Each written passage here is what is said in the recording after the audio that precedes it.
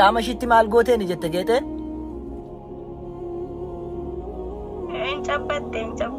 Wayiin cabbatte waa godhatte? Dawaa wayii godhatte? Jireenyi isii hundi isaa akka tadhaa'u goote yoo abbaa ishii waliin kanaaf amantii kana qabatte cimtuudha ijoollee biyyi jettee na ergite. Eewaa masiitu si ergeesiin? Okay. Isheenoo maal hojiin ishii masiin? Masiin tajaajiltuu waldaa barsiiftuu. Okay. Eessa biyyi ishii? Eessatti tajaajilti? Finfinnee. Isheenoo Finfinnee maal gochaa deemte isheen kun? Finfinneedhaa achitti biyya ishiitti ergamteeti? Hiriyaa geeteetii yeroo ji'a tokko maatii isii bira deemtee dhufte makiinaan. Ayyee. Dhimmuma haala deemu kana paaspoortii baafachuuf achumaananii amantiin kun sirriidha keessan sirrii miti jette geeteenichi maa turte. Ayyee. Dhuma tokko dhaganii cabbatte masaratii sana kan cabbatte bakka akka amantiin beentee qalbiitti qaama isiitti goosistee masaratis geexeenis jechuudha. Haa ta'u malee garuu injifachuu hin dandeenye amantii musliimaa waan hedduu isin jaalattuuf keessaas baasuu hin dandeenye. Qaama ishiitti maal gooteen jette geexeen? Hin cabbatte. Wayiin cabbatte waa godhatte? Dawaa wayii godhatte? Jireenyi isii hundi isaa akka tadhaa'u goote yoo beentetti hin deebine makiyyaan jireenyi isii guutuun addaa'aa jiraachuu hin dandeetti jetteetti goote dhangalaattaa ta'e. Salaata kan dhorkitu amma sii dhaare? Nan sakaala akkan salaanni godhaa akka isiin amantii beente mana amantii biraan laalleen godhii jedhan jette. Akkas godhi jettee si ergite? Ishi si warri peenxee akka amantiin keessan kana ta'een beektan si warri jinnoo maaliif ergamtu akkasitti nama islaamaa keessa dandeessanii teessuu akka hin gubattanii yeroo quraana dhaggeeffatan?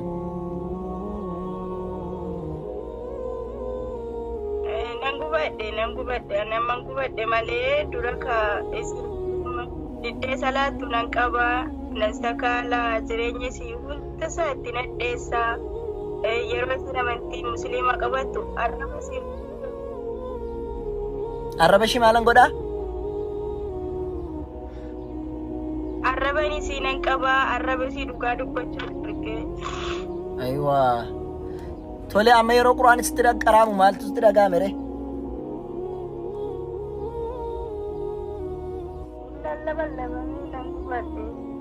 Kana caala gubattu quraanii kana ol nama gubaa yoo dhiistanii keessaan baane kana caala gubattaa jechuudha. Geexeen sun amma eessa jirti? Hiriyaan ishee? Finfinnee jirti? Ayiwaa hiriyaan ishee Finfinnee jiraatti? Bilbilaanitti kadhachiisaa jirti. Dawwaltee moo isheetti dawwaltee moo?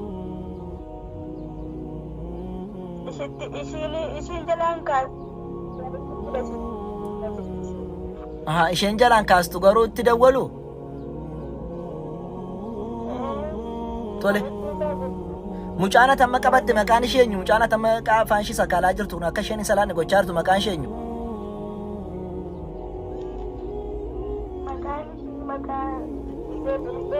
Maqaa tigisti baasaniif tigisti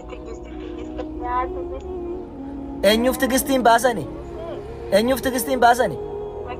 Makiyyaadhaaf moo? Pheenxee godhanii ni ture?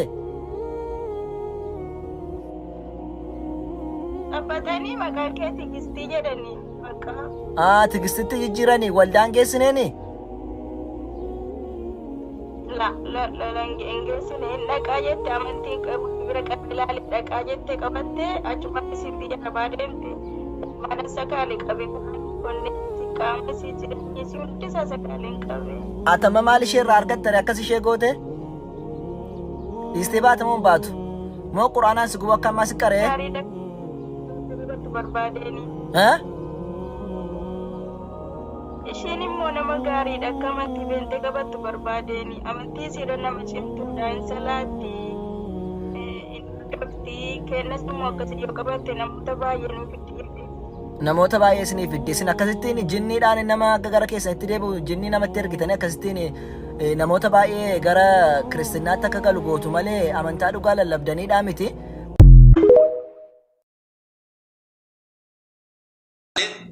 Lubbuun baasu warri shari'aa sii miti qabaasu.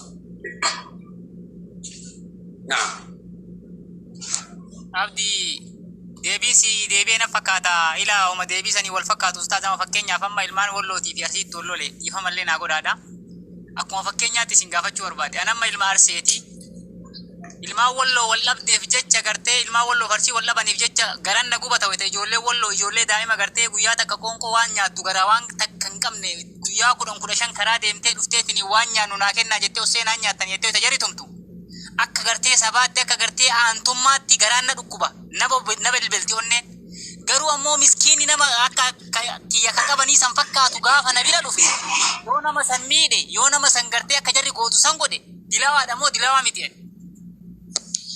Gaaya islaamni islaama miidhuu dhiisi rabbi quraana keessatti akki jedhu warruma aduwwii kaanuu warra millaa biraa irra jiru aduwwii kaanuu لا يجرمنكم شنعان قوم رب نونجه جبان سي توتا اسين قبدن سن ور اسين بيرا جيرو كنغايا نغادتا جيرو كنغايا نمو جيرو في اوفتا جيرو رت اسين انكاسي كنغايا اسين بيرا جيرو اكمي جبان سي توتا اسين قبدن سن توتي سن اسين زلمته من ارض الرا اسين بافته بير را اسين بافته جت سني كنغايا tuutu majettee taasii tanagayaan dalagat tanagayaan jirtu tanan miidhin martu saneen sanuma jette sun sanuma jette tuutu majettee jarri jaruma jette kanagayaan dalagatu kanan miidhin rabbiya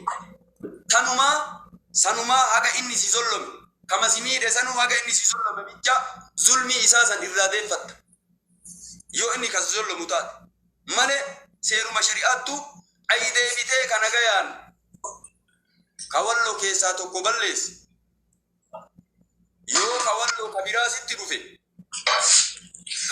ati walloo miijettee kanan miidhin arsii keessa tokko yoo waa ballees yoo kabiraa ka arsii kasirra dhufu taat arsiin arsii maa miijettee hin balleessin rabbitu si ballees jimma keessa tokko yoo waa ballees kanagayaa tokko ka jimmaa yoo si dhufu jimmi maayyuu jettee ammoo balleessuun deemin rabbi si ballees ربي القرآن كيساتي توتا سنو ورا كافرا سنو لا يجرمنكم شنآن قوم جبانسي توتا إسين قبدا توتا نغايا انتت أكا إرتي أموتين بباتني دنيا إساني فردتني أنغو إرتي ملك ربي نونجي سير ربي تيو بلتبول سير ربي تيو انبلو جت إتي رفت أنا متي كي ترفت ربي ترفت أنا متي كي ترفت سير ربي أكا جرو شريعة ستي لك شريعة نانتو يو جت قال لي اتقلت آخر ربي اتقلت بودين كي ربي متي ديبتا غاف ربي تديبت بودين كي غاف ربي أموتي ننسي قبل